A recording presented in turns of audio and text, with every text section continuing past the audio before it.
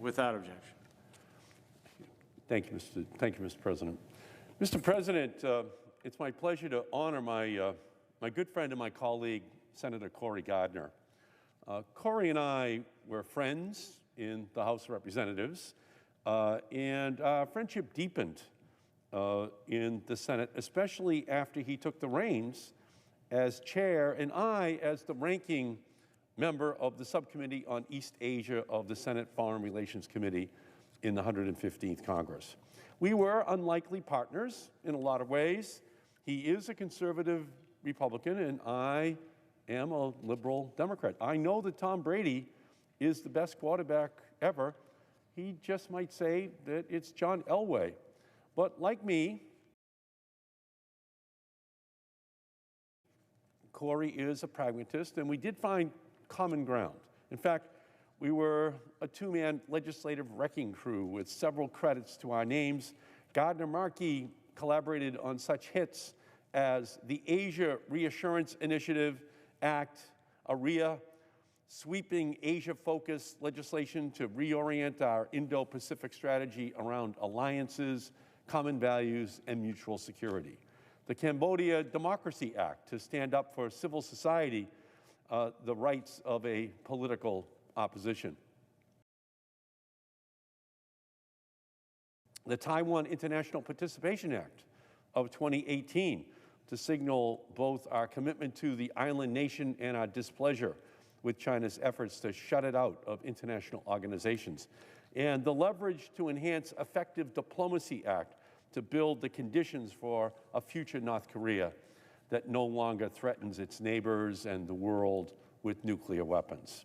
With Cory as chair and myself as ranking member, we convened hearings, drafted broad legislation, hosted foreign leaders as the foreign policy gravitational pull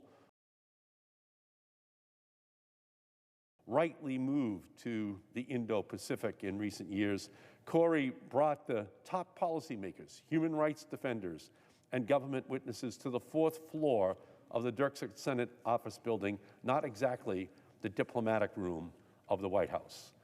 In the 115th Congress, we held 11 hearings, and it was a constant beat of meetings and hearings that Cory would be leading, and I was always honored to be partnered with him in organizing those efforts. Cory grew up on a farm, so it's no wonder that he was a workhorse. Each time he gavelled in a hearing, he was professional, prepared, good-humored, and he, on more than a few occasions, allowed particularly verbose senators to blow past their allotted time. Nowhere did I enjoy our work together more than in the drafting and the ultimate passage of the landmark Asia Reassurance Initiative Act.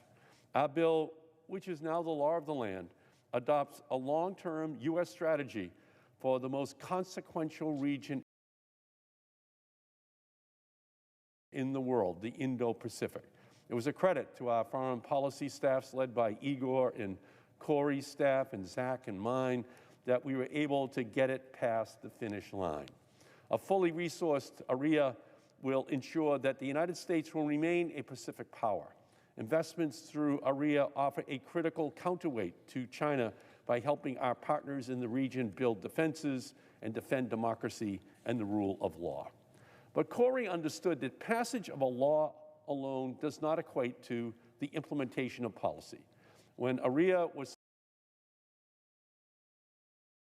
signed into law, he and I convened a series of hearings to ensure that the Departments of Defense and State and the USAID were putting resources to the challenge. The Asia-Pacific is the home to 60% of the world's population. This fact and the wide geographic scope of the region means that we need to respond nimbly to the latest international crisis of the day. When North Korea policy vacillated between fire and fury and détente, he used the subcommittee to provide critical oversight. When China and Hong Kong authorities turned to batons and tear gas in a futile attempt to end democratic protest, he hosted one of the architects of the student-powered umbrella movement, Nathan Law. When just this past year, some wished to shake down our Japanese and South Korean allies, we partnered on 2 resolutions which reaffirmed our ironclad relationships to both allies.